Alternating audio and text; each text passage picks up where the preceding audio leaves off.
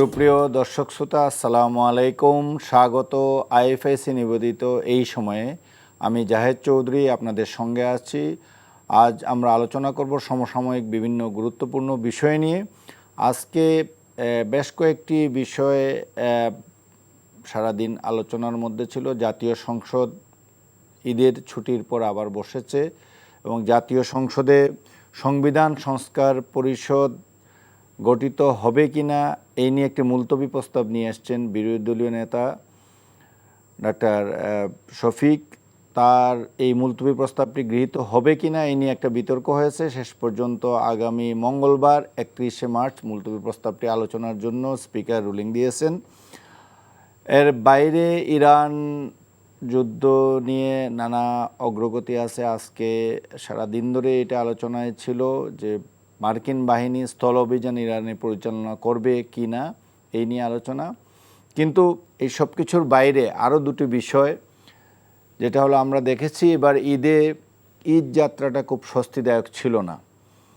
দুর্ঘটনার অনেকগুলো ঘটনা ঘটেছে, পরপর ঘটেছে এবং প্রায় 200-র মতো লোক, কেউ কেউ বলছেন 300, পত্রিকায় মিডিয়ায় যেটা আসছে 300 লোক মারা গেছেন বিভিন্ন দুর্ঘটনায়।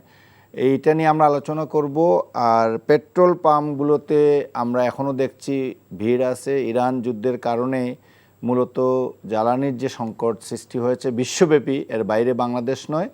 তো পরবর্তী শেষ দুটি বিষয় নিয়ে আমরা বিশেষভাবে আজকে আলোচনা করব। আলোচনার জন্য আমাদের স্টুডিওতে আছেন কাজী মোহাম্মদ সাইফুন নেওয়াজ, সহকারী অধ্যাপক, অ্যাক্সিডেন্ট রিসার্চ ইনস্টিটিউট, বুয়েট। আপনাকে এনটিভি স্টুডিওতে স্বাগত জানাচ্ছি।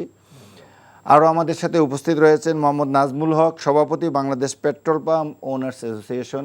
জনাব নাজমুল হক, আপনাকেও এনটিভি স্টুডিওতে স্বাগত জানাচ্ছি। আমি যেমনটি বলছিলাম শুরুতে, যে দুর্ঘটনা, এই সড়ক দুর্ঘটনা নিয়ে আমাদের আলোচনার অন্ত নেই।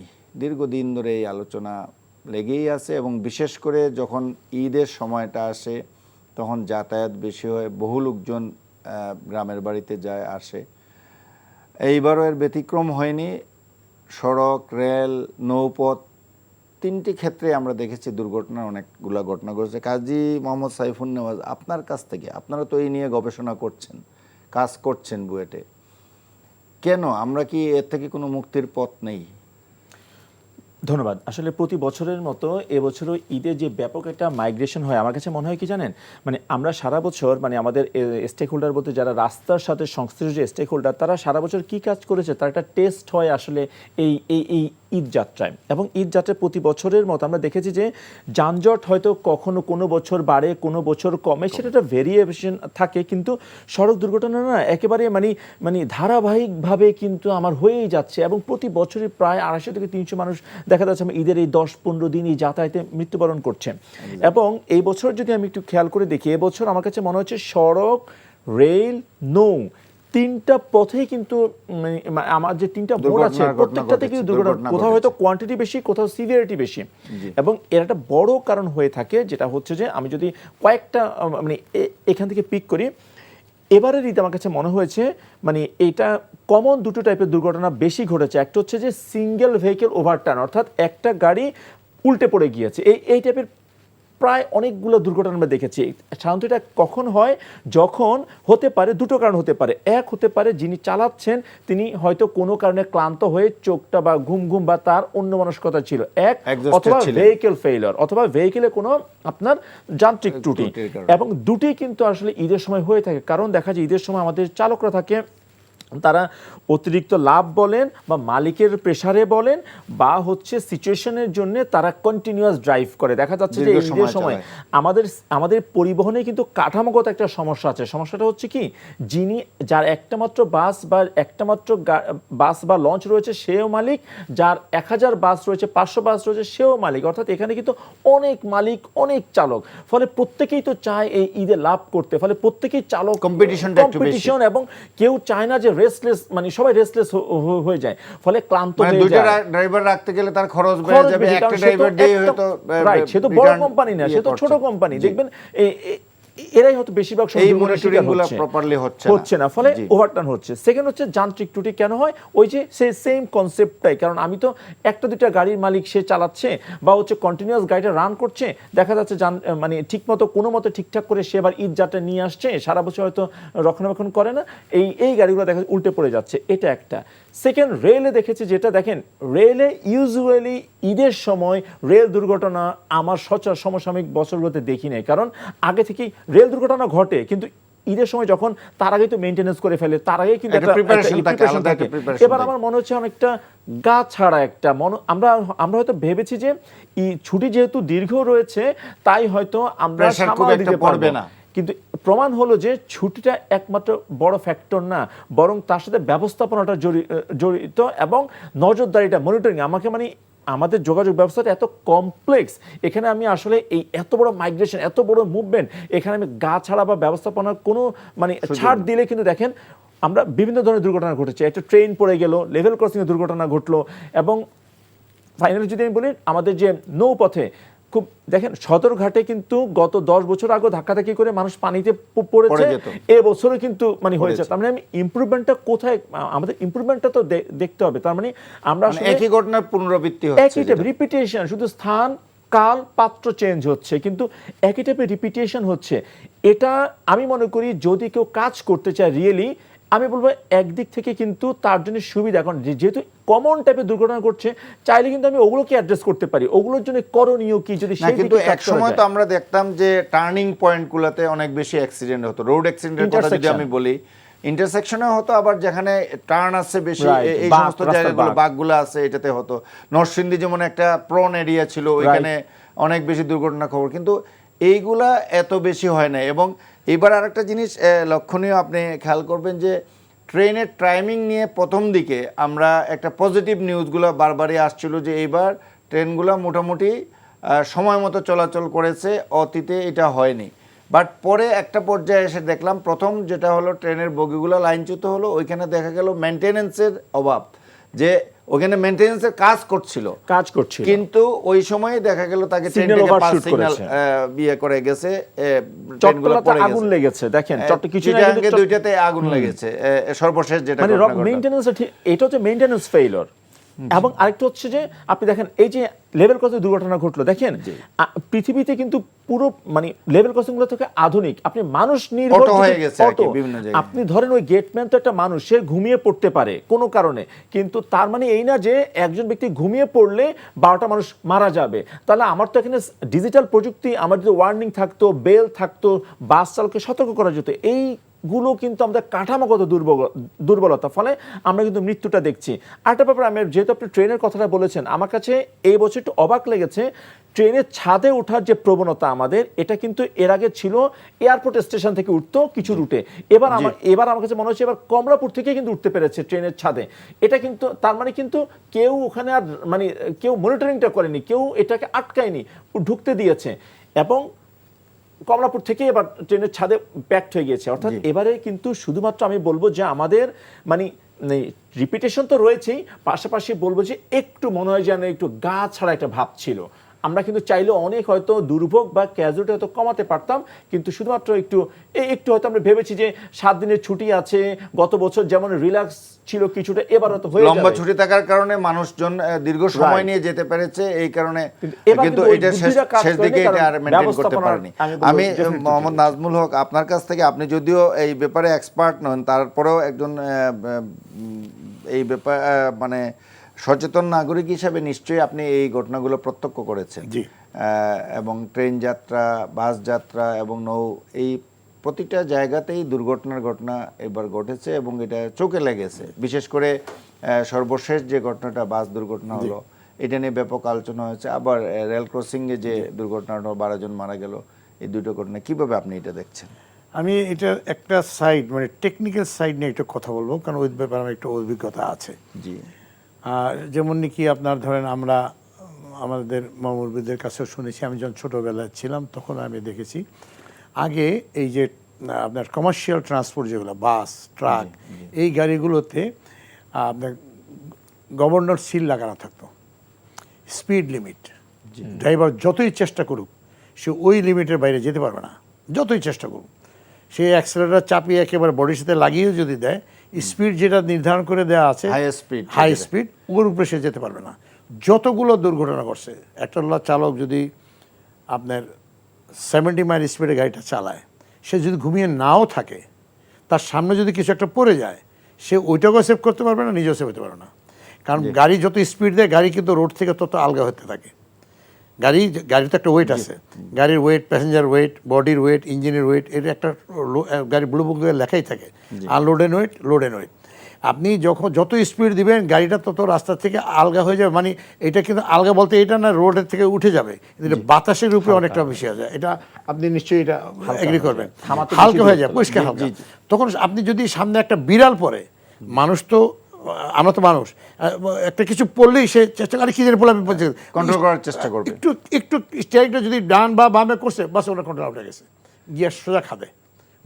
আপনি কি এবার ঈদের ছুটিতে ঢাকায় ছিলেন না ঢাকার বাইরে গিয়েছিলেন? আমি ঢাকায় ছিলাম, কারণ দেখতেছি তো মিডিয়াতে দেখতেছি, প্লাস আমি তো ঢাকার বাইরে গেলে কিন্তু এই ঈদের সময়কার আপনার পার্সোনাল কোনো অভিজ্ঞতা আছে? আপনার আত্মীয়স্বজন যারা যাতায়াত করছে, বিভিন্ন জন করছে, আমরা ঢাকার বাইরে অনেক সময় ঈদ উপলক্ষে বেশি ছুটি পেলে ঢাকার বাইরে চলে যাই।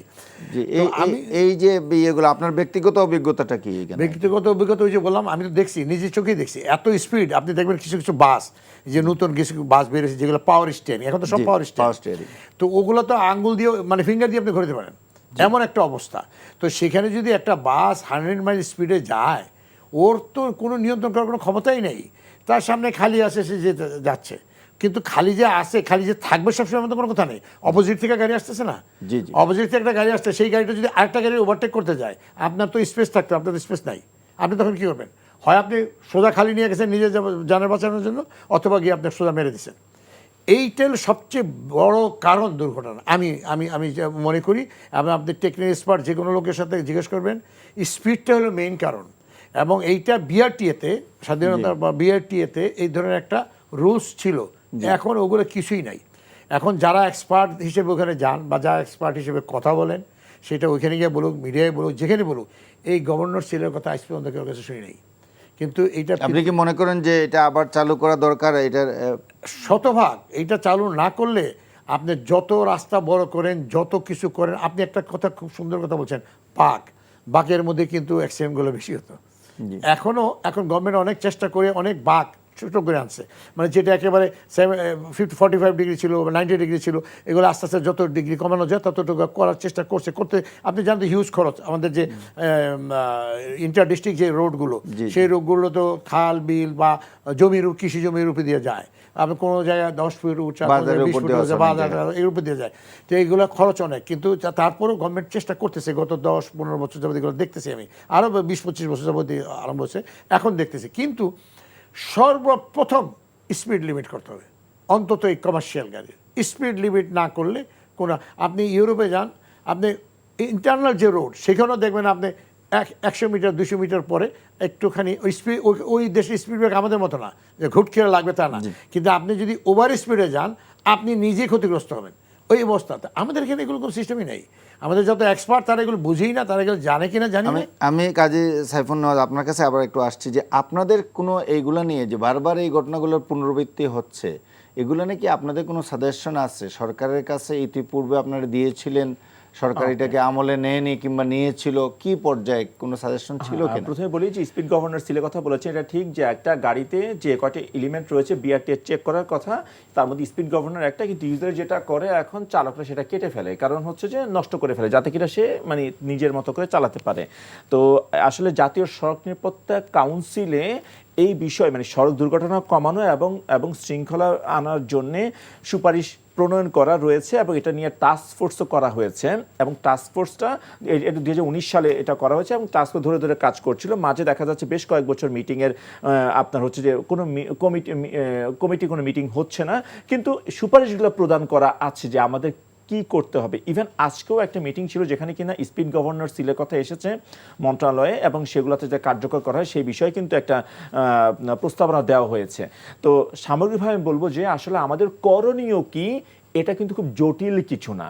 কথা হচ্ছে যেমন বাসের যে প্রতিযোগিতা, আমরা বারবার বলছি যতদিন না আপনি ঢাকা শহর বলেন বা আন্তঃজেলা বাস সিস্টেমে আপনি হচ্ছে যে মানে 100টা কোম্পানি বাস রেখে দিবেন, ততদিন পর্যন্ত প্রতিযোগিতা বন্ধ করা যাবে না। ফ্র্যাঞ্চাইজি সিস্টেমটা পুরো নিয়ে আসা পৃথিবীতে বলতেছেন। কিন্তু পুরো পৃথিবীতে যেভাবে করে 4-5টা বড় কোম্পানি সবাই এখানে আসবে, কারো বিজনেস লস হবে না, প্রত্যেকেই থাকবে, সবাই মিলে একটা কোম্পানি করে আসবে, যাতে কিনা আমি শৃঙ্খলায় নিয়ে আসতে পারি। বাট এই কাঠামোগত দুর্বলতা যদি আমরা মানে দূর করতে না পারি, তাহলে কিন্তু দুর্ঘটনা কমানো যাবে না। অর্থাৎ সুপারিশ আমাদের বলা আছে, আমাদের এটা কিন্তু এমন না যে মানে এটা রকেট সায়েন্স না যে আমি কিভাবে আমাদের দেশে যে দুর্ঘটনাগুলো হচ্ছে না, ইমপ্লিমেন্টেশন বড় সমস্যা। আমরা ইমপ্লিমেন্টেশন করি কোনগুলো জানেন? আমরা ইমপ্লিমেন্টেশন করি যেগুলো একটু একটু একটু মানে কি জানি বলে একটু খুব কস্টলি, যেটা হয়তো বা যেমন বড় প্রজেক্ট যেখানে টাকা পয়সা লেনদেন বেশি, বাট অপারেশনাল ম্যানেজমেন্ট করে যে আমি কমাতে পারি। ফর ইনস্ট্যান্স ঢাকা শহরে এত ছোট গাড়ি অথচ গণপরিবহনের সংখ্যা অনেক কম। কেন? কারণ গণপরিবহন কমফোর্টেবল নাই, যেটুকুই আছে এগুলা ভাঙাচোরা। অনেকদিন পরিবেশটা দিচ্ছি না। পরিবেশ যদি দেন, যেই মালিকটা আপনার কোটি টাকা দামের বাস চালাচ্ছে এক জেলা থেকে আরেক জেলায়, সে কিন্তু ঢাকা শহরে এত চাহিদা বিজনেস করছে না কিন্তু, কারণ ঢাকা শহরে ভালো বাস নামানোর পরিবেশ নেই। বা সরকার যদি বাসের জন্য আলাদা করে একটা লেন ডেডিকেটেড করে, তার চলাচলকে প্রায়োরিটি দেয়, আপনি দেখবেন ভালো ভালো বাস নামবে। আপনি আমি সবাই প্রাইভেট কার ছেড়ে কিন্তু বাসে উঠতে চায় মানুষ, কিন্তু দেখা যাচ্ছে যে পরিবেশটা নাই, বাসগুলো রুগ্ন শুগ্ন, সবাই চায় একটু টাকা হলে মোটরসাইকেল কিনে অন্তত যাতে স্বস্তি করতে পারে। মানে প্রাইভেট গাড়ির সংখ্যা অনেক বেশি, যেখানে পাবলিক সার্ভিস একেবারেই নেই আমাদের। এই যে জ্বালানি নিয়ে ইরান যুদ্ধ শুরু হয়েছে এক মাসের উপরে, 28 ফেব্রুয়ারি শুরু হয়েছে এবং আজকে 29 মার্চ, আমরা যখন আলোচনা করছি 30 মার্চ পড়ে গেছে। তো এই জ্বালানির সংকট সারা বিশ্বব্যাপী আছে, বাংলাদেশের বাইরে নয়। 85টি দেশ প্রাথমিকভাবে জ্বালানি তেলের মূল্য বৃদ্ধি করেছে। আপনি জানেন যে শ্রীলঙ্কায় ছুটি বাড়িয়ে দেওয়া হয়েছে, ফিলিপিন্সে হয়েছে, বিভিন্ন জায়গায় বিভিন্ন ধরনের পদক্ষেপ নেওয়া হয়েছে, বাংলাদেশেও কিছু পদক্ষেপ নেওয়া হয়েছে।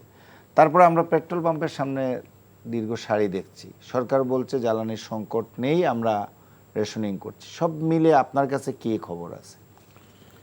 ধন্যবাদ আপনাকে। আসলে আমাদের দেশের যে এখন আমাদের এখানে যে ক্রাইসিসটা আমরা দেখতেছি, এটার মাঝে নানা রকমের জটিলতা তৈরি হয়ে গেছে। আমাদের দেশের মোট তেলের চাহিদা 68 লক্ষ টন। কত দিনে? 68 লক্ষ টন বাৎসরিক লক্ষ টন। এবং 68 লক্ষ টনের মধ্যে মানে 15 লক্ষ টন অপরিশোধিত, দ্যাট ইজ আনরিফাইন্ড তেল আনে, যেটা ইস্টার্ন রিফাইনারিতে রিফাইন করে এটা মার্কেটিং করা হয়। আর বাকি পুরো 80% তেলটাই রিফাইন পরিশোধিত তেল আনা হয়। এখন এর মাঝে এই যেটা তেল যা চাহিদা, তার বেশিরভাগই হলো ডিজেল। এর মাঝে ডিজেল পেট্রোল শতভাগ আমাদের দেশের উৎপাদিত হয়। অকটেন আমাদের দেশে 70 থেকে 75% উৎপাদিত, বাকিটা আমাদের 25 থেকে 30% আমদানি করতে হয়। এগুলো আমরা ওই যে আমরা তেল ক্ষেত্র, গ্যাস ক্ষেত্র থেকে বাই প্রোডাক্ট হিসেবে পাই। তো এখানে একটা বিষয় আছে, অকটেনটাও হয়তো 100% হতো, কিন্তু আপনি জানেন শীতকালে এই গ্যাসের দেখবেন সব বাসা বাড়িতে শীতকালে ওই গ্যাসের প্রেশার থাকে না, মানে গ্যাসের প্রোডাকশনটা অনেক কম হয়। তো গ্যাসের প্রোডাকশন কম হলে ওইটার যে বাই প্রোডাক্ট কনডেনসেট ওইটাও কম হয়। তো ওইটা কম হলে অকটেন পেট্রোলের যে আপনার রিফাইন করবে, ওইটাও রিফাইন করে যে দিবে, ওইটাও কমে যায়। যে কারণে আপনার ওই 25-30% আমদানি করতে, নাইলে ওটা আমদানি করতে হতো না অকটেনটা। পেট্রোল তো পুরোই কিছু সারপ্লাস আছে যেটা ন্যাফথা হিসাবে ব্যবহার হয়। এখন এখানে আপনি দেখবেন ঢাকা শহরে মেইন ইস্যু হলো আমাদের ডিজেল এবং পাশে কেরোসিনও আছে। কেরোসিনটাও তো আবার জেট ফুয়েল হিসেবে ইউজ হয়, হাই গ্রেডের কেরোসিন। ওইভাবে আমি সহজভাবে বলার জন্য বলছি, এয়ার ট্রাফিক ফুয়েল বলে, জেট ফুয়েল যেটা। Jet fuel. এখন বিষয়টা হইছে যে কেন এই জিনিসটা হলো এবং কিভাবে হলো। বাংলাদেশে এখন যে সমস্যা, এটা বৈশ্বিক সমস্যা, এটা শুধু বাংলাদেশের সমস্যা তো না, সারা বৈশ্বিক। সবাই জানে, আপনি নিজেই তো বললেন বহু দেশে এরকম করা হয়েছে, অফিসের ছুটি বাড়িয়ে দিছে, তারপরে স্কুল বন্ধ দিয়ে দিছে, 85টা দেশে তেলের মূল্য বৃদ্ধি করা হয়েছে, একবার ভেরি ফার্স্ট ডে, মানে ফার্স্ট ইয়েতে প্রথম দিক দিয়ে রেশনিং করা হয়েছে, আপনি যা চাইবেন তাই পাবেন না, এগুলো অনেক দেশে করা হয়েছে। তো এখন ইউরোপের অবস্থা তো একেবারে প্রথম দিন থেকে রেশনিং, এবং দামও বাড়িয়ে দিছে ওরা। না, অলমোস্ট তো ডাবল হয়ে গেছে জি। প্রাইসিংটা। আমরা যদি $60 পার ব্যারেল ধরি তাহলে এখন অলমোস্ট ডাবল হয়ে গেছে। 127 আছে আজকে। আজকে 127, মোর দেন ডাবল। জি জি মনে রাখো। তো এই যে একটা জিনিস, এই জিনিসটা হওয়ার পরে আমাদের এখানে কিভাবে সমস্যাটা আরম্ভ হলো? 28শে ফেব্রুয়ারি না, যুদ্ধ আরম্ভ প্রথমত আমাদের এখানে কি আদৌ এখন আমাদের রিজার্ভ স্টকটা কেমন আছে, কিংবা এই ব্যাপারে আপনাদের কাছে ইনফরমেশন? সরকার তো বলছেন না পর্যাপ্ত তেল আছে। জি। অবশ্যই পর্যাপ্ত তেল আছে। সে পর্যাপ্ততা কোন পর্যাপ্ত? সরকারের কাছে তো একটা হিসাব আছে। জি, 28শে ফেব্রুয়ারির আগে, মানে 28শে ফেব্রুয়ারি না, মার্চের 3-4 তারিখের আগে নর্মাল সেল ছিল। 28শে ফেব্রুয়ারি কিন্তু ক্রাইসিস শুরু হয় নাই। পাবলিকের ভিতরে একটা জিনিস ছিল যে আরব দেশ থেকেই তো তেল আসে, আল্লাহ জানে তেল জানে কি হয়, এরকম এর বাইরে কিছু যায় নাই। আবার যুদ্ধটা হয়তো শেষ হয়ে যাবে 2-4-5 দিন তাড়াতাড়ি। এরকম একটা ধারণা পাবলিক ছিল। ওই তেলের প্রতি তাদের তেমন একটা ছিল না।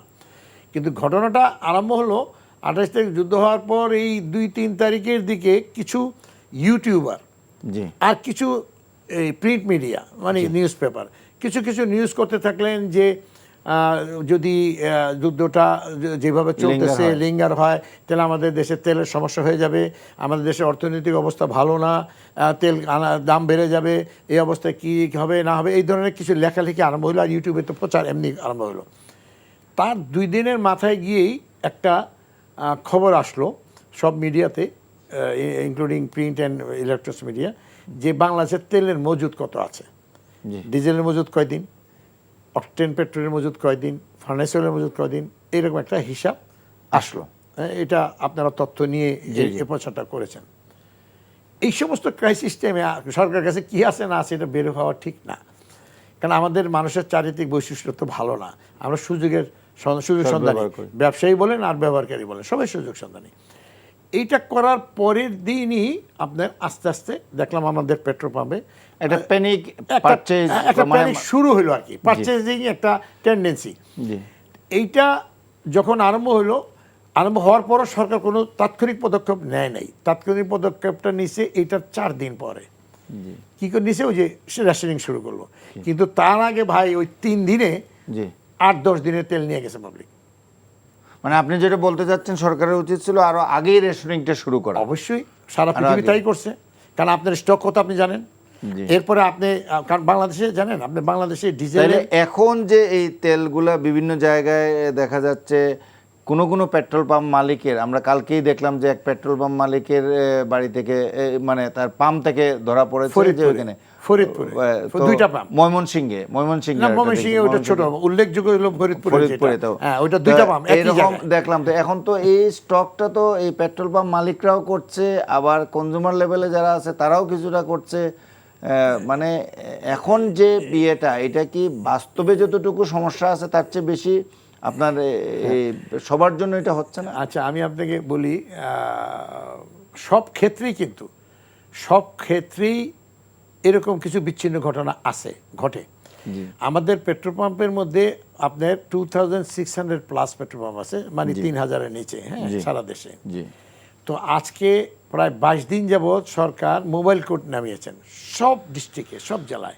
প্রত্যেক জেলা প্রশাসককে নির্দেশ দেওয়া হয়েছে, তোমার ম্যাজিস্ট্রেট দিয়ে তুমি মোবাইল কোর্ট মজুদ হচ্ছে কিনা এটা দেখার জন্য, মজুদ হচ্ছে কিনা, অনৈতিকভাবে কেউ কিছু করছে কিনা, অবৈধ মজুদ করছে কিনা, এগুলো চেক করছেন। তো এই 22 দিনের মধ্যে গতকাল, আজকে 23 দিন, গতকালকে 22তম দিনে 2টা পাম্প পাওয়া গেছে ফরিদপুরে, যে ওনাদের এখানে 2টা মিলে 30,000 লিটার তেল পাওয়া গেছে। তো আপনি 3000 পেট্রোল পাম্পের মধ্যে 22 দিনে মাত্র 2টা পেট্রোল পাম্প পাইছেন, এটা তো অবশ্যই একটা বিচ্ছিন্ন ঘটনা হিসাবে দেখতে হবে। এগুলো প্রথম আমার অ্যাসোসিয়েশনের পক্ষে থেকে আমি এটা বলছি। এবং গভর্নমেন্ট কিন্তু শুধু ম্যাজিস্ট্রেট না, আজকে 6-7 দিন যাবৎ এই ডিবি পুলিশ মান নামিয়েছেন, প্রত্যেকটা পাম্পে যাচ্ছে, গিয়ে দেখতেছে আমি উত্তোলন কত করলাম, কত বিক্রি করলাম, এবং যেটা বিক্রি ওনাকে বললাম সেটা আমার ডিসপেন্সার মিটার চেক করতেছে যে সেটার সাথে মিল আছে কিনা, স্টক রেজিস্টারও আছে। এরপর আমার যেটা ব্যালেন্স থাকার কথা স্টক, সেটা আমার ট্যাঙ্কিতে আছে কিনা, এর প্রতিদিন। এবং কোনো পাম্পে 2বার যাচ্ছে, বন্ধের আগে, চালুর পরে যাচ্ছে। তো কোনোটাই তো ধরতে পারতেছে না। যেটা মনিটরিং, যেই জায়গায় ফরিদপুরের কথা বলেন, হয়তো সেখানে মনিটরিংয়ে কিছুটা শিথিলতা ছিল বলেই ওরা এটা করতে পারছে, না এটা করতে পারতো না। এবং আমরা অ্যাসোসিয়েশনের পক্ষের থেকে, আমি অ্যাসোসিয়েশন প্রতিনিধিত্ব করি, আমি সরকারের সকল লেভেলে এবং মিডিয়াতে লাগাতার বলে যাচ্ছে কোনো পেট্রোল পাম্প যদি এই ধরনের কর্মকাণ্ডে জড়িত থেকে ধরা পড়ে তাহলে তাকে সর্বোচ্চ বিধান, আইনের বিধানে যা আছে তার সর্বোচ্চ শাস্তি আমি দিবে। আপনার কাছে আবারও আসবো, এই আলোচনা শুনবো। আমি কাজী মোহাম্মদ সাইফুন নেওয়াজ আপনার কাছে শুনতে চাচ্ছি, আপনি একজন সচেতন নাগরিক হিসাবে যে পদক্ষেপগুলো সরকার নিয়েছে, আর কি করা যেত কিংবা করা যায় এখন, আপনি কি মনে করেন? দেখেন, জ্বালানি তেলের সাথে কিন্তু যানবাহনের খুব খুব ট্রান্সপোর্টেশনের খুব ডাইরেক্ট কানেকশন। একটু খেয়াল করে যদি দেখেন, আমাদের যত যানবাহন রয়েছে, মানে জ্বালানি তেল একটা বড় কনজিউমার তো যানবাহনের, তাই না? তো বিআরটি এর তথ্য অনুসারে আমাদের যত গাড়ি রয়েছে, রেজিস্টার্ড মোটরযান রয়েছে, তার প্রায় 70% ছোট গাড়ি, এবং সেই তুলনায় মাত্র সামান্য 3 থেকে 4% হচ্ছে আমার গণপরিবহন, মানে বাস। একটা বাস কিন্তু আমার প্রায় 25টা প্রাইভেট কারের সমান যাত্রী বহন করে। আর মোটরসাইকেলের কথা যদি বলি, মোটরসাইকেলের প্রায় 50 গুণ ক্যাপাসিটি কিন্তু বাসের বেশি একটা মোটরসাইকেলের তুলনায়। তাহলে স্মার্টলি যদি আমরা ভাবি একটু, যে আমার এই সময়ে মানে স্মার্ট সলিউশনটা কীভাবে ট্রান্সপোর্টেশনে, আমরা বাড়াচ্ছি ছোট গাড়ি যে কিনা তেল বেশি নিচ্ছে। রেদার আমি সেম যদি একটা বাস, আমি 50টা মোটরসাইকেলের বদলে যদি আমি একটা বাসকে আমি প্রায়োরিটি দিতে পারতাম, তাহলে দেখেন যানজটের কথা তো কিছুক্ষণ আগে বলেছি, আপনি কিন্তু জ্বালানি তেলের ক্ষেত্রেও কিন্তু আমি সাশ্রয় করতে পারতাম, কারণ আমি একটা বাসের মাধ্যমে আমি 50টা মোটরসাইকেল। কিন্তু এটা দুই ধরনের। আপনি ছোট মোটরসাইকেলে তো পেট্রোল ইউজ করছেন, যেটা লোকালি আপনার প্রোডাকশন আছে, আর বাসের ক্ষেত্রে diesel mainly imported 100%। So 100% imported. সুতরাং বাসে আপনার ইম্পোর্টেড জিনিস দিতে হবে, পেট্রোল তো আমি লোকালি প্রডিউস। এনিওয়ে, এটা আমি একটা পয়েন্ট আপনাকে পয়েন্ট আউট করে দিলাম, বাট যে এটা কনজাম্পশন তো হচ্ছে। আমার তো একটা ক্রাইসিস, এই সময় তো সবাই আপনার মোটরসাইকেল আরোহীরাও তো ওনার পেট্রোল পাম্পে ভিড় করছে তো, তাই না? এবং মানে অথচ সেখানে হয়তো বা যার কিনা প্রয়োজন সে হয়তো পাচ্ছে না, লাইনে পড়ে যাচ্ছে, ওনার একটা মব তৈরি, বা হয়তো যে পাচ্ছে না সে উনি বলছেন যে একটা ডিস্টার্ব তৈরি করছে। বাট আমাদের যদি জ্বালানি তেলের নির্ভরতাটাকে যদি আমাদের মানে কমাতে হয়, আমি বলবো আমাদের ট্রান্সপোর্টেশন সিস্টেমটাকেও আমার স্মার্টলি ভাবতে হবে, যে আমার কোন কোন মোডের ট্রান্সপোর্টগুলো আমি নিলে আমি সাশ্রয়টা করতে পারবো। আমার যেহেতু আমার চাহিদা বেশি, যোগানটা কম, আমার যোগানটা পুরোটা হচ্ছে আমদানি নির্ভর, তাই না? তো সেক্ষেত্রে শুধু এই ক্রাইসিস না, জেনারেল সময়, সাধারণ সময়েও যদি আমরা পাবলিক ট্রান্সপোর্টের উপর গুরুত্ব দিই, আপনি সেটা বলতে যাচ্ছেন, তাহলে কনজাম্পশনটা অনেক কম হবে, অনেক কমে যাবে, অনেক কমে যাবে আনডাউটলি। কিন্তু এখন আমি যেটা বলতে চাচ্ছিলাম আপনার কাছে আরো স্পেসিফিক, যে সরকার যে পদক্ষেপগুলো নিয়েছে, এখানে সমালোচনার জায়গাটা কিংবা সাজেশনের জায়গাটা কি, যে তার আর কি করা উচিত এখন এই মুহূর্তে এসে?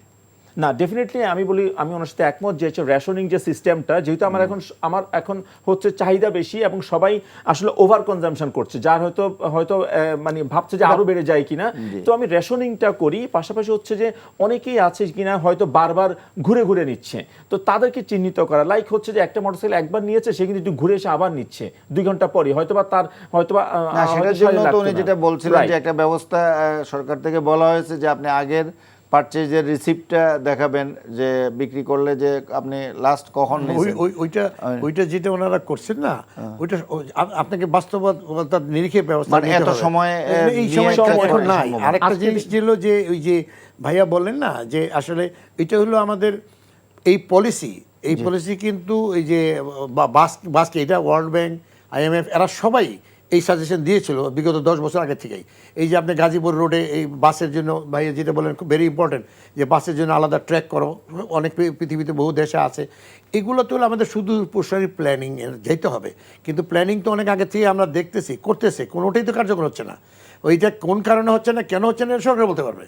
আমরা দেখেন, এই যে আপনি বললেন না, যে বিকল্প কী ব্যবস্থা করা যায়, এই ধরনের বিকল্প অনেক ব্যবস্থা, চিন্তা ভাবনা, ফাইল চালাচালি এগুলো হয়েছে তো, কিন্তু হওয়ার পরে তো কোনোটা কার্যকর করতে পারছে না। এখন যে সিচুয়েশন, এই সিচুয়েশনে কি করতে হবে, কি করা উচিত, আমাদের ওইটার দিকে ফোকাস করা উচিত। এটা আপনার সাজেশনটা কি, যে এখন আজকের দিনে যে অবস্থায় আছে সরকার এবং আপনারা পেট্রোল পাম্প মালিকরা এবং আমরা যারা কনজিউমার আছি, আমাদের কার কি করা উচিত? আপনি কোন জায়গায় কার কি দুর্বলতা দেখছেন? এইটার মধ্যে দেখেন, সর্বপ্রথম তো আমি বললাম, ভাইও আমার সাথে একমত হলেন, রেশনিংয়ে যেতে হবে।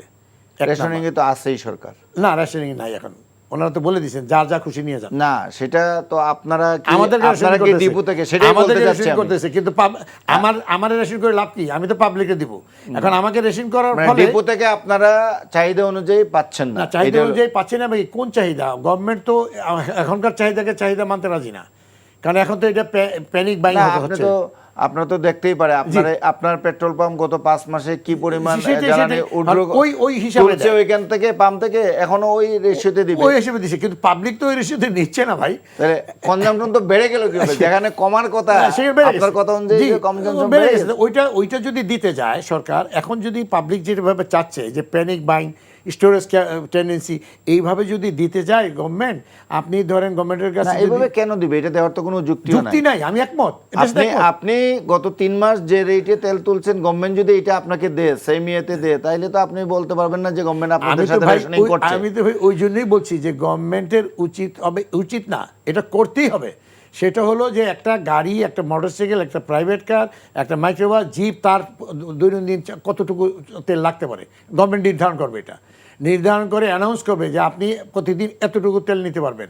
আর ওই যে ভাই বললেন আজকে এইটুকু তেল নিলাম, ঘুরে গিয়ে আবার যেন নিতে না পারি, এটা ইনশিওর করতে হবে। সেই ইনশিওর করার জন্য আপনাকে কী করতে হবে? হয় একটা কার্ড সিস্টেম করেন। আপনাকে একটা ইনফরমেশন দিচ্ছি, চুয়াডাঙ্গা এবং সাতক্ষীরা এই দুইটা জেলার মধ্যে আগামী 1 তারিখ থেকে এই কার্ড সিস্টেম করে দিছে। বর্ডার এরিয়া তো এখান থেকে পাচার হয়ে যাওয়ার চান্স থাকে। যে কারণেই হোক না ভাই, এটা তো করছে। এটা করার ফলে হয়েছে কি, ওইখান থেকে ওনাদের জেলা প্রশাসকের দপ্তর থেকে এই ফুয়েল কার্ড বিতরণ হবে। ওই ফুয়েল কার্ড নিয়ে আপনি পাম্পে যাবেন, এবং আমি যে প্রস্তাবনাটা সরকারের কাছে দিছি। তো সিলেটে এর আগে শুনছিলাম প্রথমে সিলেটের ডিসি, সিলেটে তো ভাই তেলই নাই, ওটা করবে কি? সিলেটে তো অ্যাকচুয়ালি রিভার ওয়েজে কোনো তেল যাওয়ার রাস্তা নাই, যে জন্য সব রেল হেড ডিপোতে যায়। আর রেলে তো আমাদের দেশে তেলের ওয়াগানোর সংখ্যা কম। ইন্ডিয়ার থেকে একবার আনছিল, ওইটাই চলতেছে, এখন ওইটাই চলতেছে। তো কাজে এখানে ওই সিলেটের তেল সরবরাহ একেবারেই নাই। এখন সিলেটের পাম্পগুলো কীভাবে চলছে? ভৈরব থেকে ওনারা তেল নিয়ে যাচ্ছেন। সিলেট থেকে ক্রাইসিস নাই, আমি লোকালি যতটুকু না ক্রাইসিস, ওই যে বললাম ভৈরব থেকে তেল নিয়ে যাচ্ছেন। এতে করে হচ্ছে পাম্পের অবস্থা শেষ। আমি ভৈরব থেকে যে তেলটা নিয়ে যাচ্ছি, আমার যে গাড়িটা নিয়েছি ওই গাড়ির অবস্থা শেষ। আপনি ওই রাস্তার খবর তো জানেন, ওই কাজ চলছে। তো এখানে অনেক রকমের সমস্যা আছে। এখন গভর্নমেন্টকে যেটা ইমিডিয়েটলি করতে হবে, একটা কার্ড সিস্টেম করতে হবে। এবং কার্ড সিস্টেম ধরেন ওই সমস্ত জেলায় গাড়ির সংখ্যা কম, পাম্পের সংখ্যা কম, ওইসব ডিসি অফিস থেকে দিতে পারবে। কিন্তু ঢাকা, চিটাগাং, রাজশাহী, খুলনা, বগুড়া, যেটা মেট্রোপলিটন শহর, ওই শহরে একটা ডিসির অফিস থেকে এত লাখ লাখ কার্ড দেওয়া সম্ভব না। এই জন্য আমার প্রস্তাবনা ছিল, আমি আজকে অন্য জায়গায়ও বলেছি, যে প্রত্যেকটা গাড়ি, মোটরসাইকেল, ট্যাক্সি, মাইক্রোবাস, জিপ, সবার তো ব্লু বুক আছে না? ওই ব্লু বুকে তার অ্যাড্রেস আছে। ওই অ্যাড্রেসের যে কনসার্ন যে থানার আন্ডারে পড়ছে, ওই থানায় যাবে। ওই থানায় গিয়ে একটা কার্ড নিয়ে আসবে। 31টা ঘর থাকবে। ওই 31টা ঘরে 1, 2, 3 প্রত্যেক তারিখ আছে। আপনি তেল লাগবে আজকে, আপনার তেল নিয়ে আসবেন। যেই পাম্পে যাবেন সে বাধ্যতামূলকভাবে যে তেল সে নিবে, সরকার নির্ধারিত, ওই তেল দিয়ে ওখানে লিখে দেবে তেল নিলাম। সে সারা বাংলাদেশে আর ঘুরেও কোনো পাম্পে থেকে তেল নিতে পারবে না, যত কিছুই করুক। মোটরসাইকেল বলেন, প্রাইভেট কার বলেন। এটা কি আপনি সরকারকে প্রস্তাব দিয়েছেন আপনাদের পক্ষ থেকে, যে মিটিংগুলোতে আপনি অ্যাটেন্ড করছেন? তো আমি অলরেডি প্রস্তাব দেওয়া হয়েছে। কি সরকারের তরফ থেকে কিছু বলা হয়েছে? দেখতেছি। আচ্ছা, মানে আপনি বলছেন যে এই কার্ড সিস্টেমটা করা, এক ধরনের রেশনিংটা চালু করা, অ্যাটলিস্ট যে কনজাম্পশনটা আছে এটা যাতে না বাড়ে, এটা এনশিওর করা। এবং তখন আমি শুনলাম, আমার সাথে তো আরো কয়েকজন ছিলেন আলোচনার সময়, মানে আমরা যে প্রস্তাবটা যে দিব, তো তখন দেখা গেল কিছু কিছু বিশেষজ্ঞ ওনারা বলতেছেন যে স্মার্টাইজেশন করতে, ডিজিটালাইজেশন করতে। আমি ওনাদেরকে বললাম যে ভাই, স্মার্টাইজেশন ডিজিটালাইজেশন করেন না, তো করে নাই, কিন্তু আপনার তো কালকে থেকে এটা করা দরকার। ওইটা তো সময় লাগবে, অ্যাপ বানাইবে, নাও লাগতে পারে। এই ব্যাপারে আপনি কি বলেন কাজী মোহাম্মদ সাইফুন নেওয়াজ? আপনার কি এটা কি আসলে উনি যে কার্ড সিস্টেমের কথা বলতেছেন, কারণ এই ক্রাইসিসটা তো যুদ্ধের যে পরিস্থিতি আমরা দেখছি, আজকের অবস্থাও যদি বলি, মনে হচ্ছে না যে খুব দ্রুত এটা বন্ধ হবে। সো আমাদের আরো অনেক দিন এটা রেস্ট আনতে হবে। সো এখন আমাদের গভর্নমেন্টের এইরকম কি দ্রুত কোনো মানে এই ফুয়েল রেশনিং এর জন্য কোনো সিস্টেম ডেভেলপ করার স্কোপ আছে? টেকনিক্যালি এটা পসিবল কিনা, কি মনে হয় আপনার কাছে? আমাদের চিন্তা করতে কোন লেভেলে আমরা ডিজিটালাইজেশন করব। ফর ইনস্ট্যান্স, প্রত্যেকটা গাড়িতে রেজিস্ট্রেশন নাম্বার প্লেট আছে, তাই না? তো এবং সে তো যখন আপনার হচ্ছে যে নিচ্ছে, আপনার হচ্ছে একটা অ্যাপ ডেভেলপ করলেই হয়, বেশি কিছু না।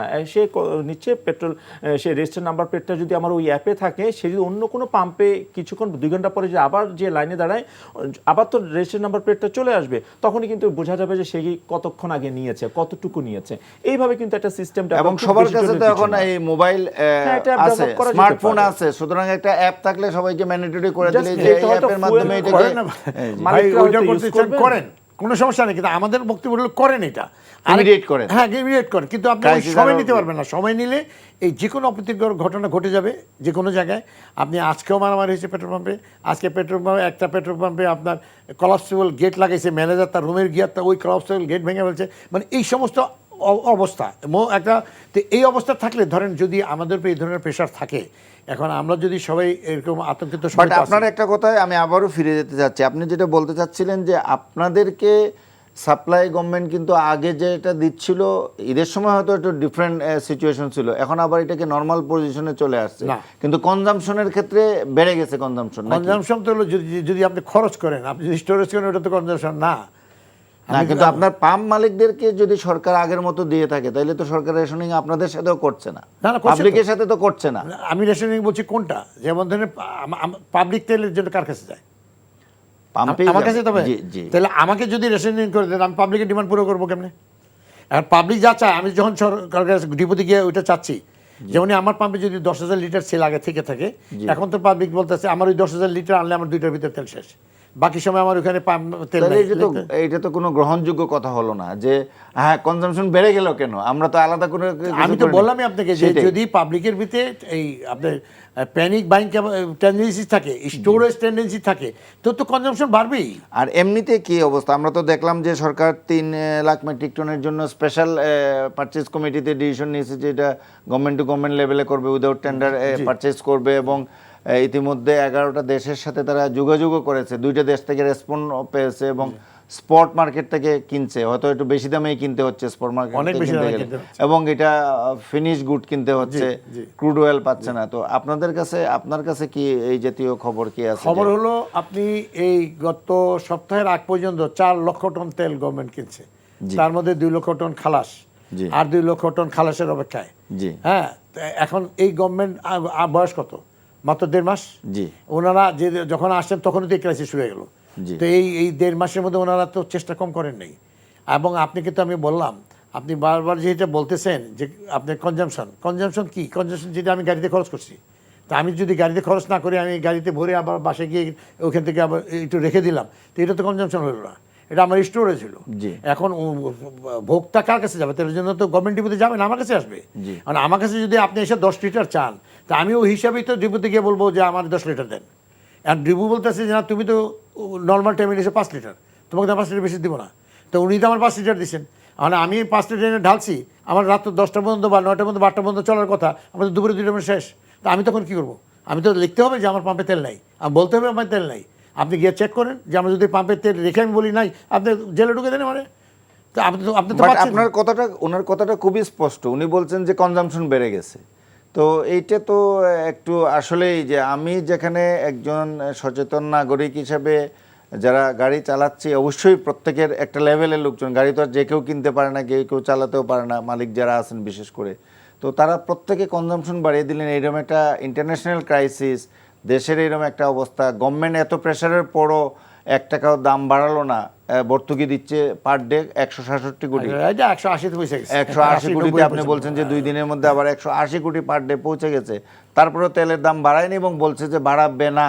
নতুন সরকার বলে হয়তো এটা করছে, এবং তেলের দামের সাথে আমরা সবাই জানি যে সব কিছুর সম্পর্ক, ইনফ্লেশন হুট করে বেড়ে যাবে, সব জিনিসপত্রের দাম বেড়ে যাবে, তেলের উপর সব, এই জন্য হয়তো গভর্নমেন্ট ধৈর্য ধরছে, এখানেই সাবসিডিটা দিচ্ছে।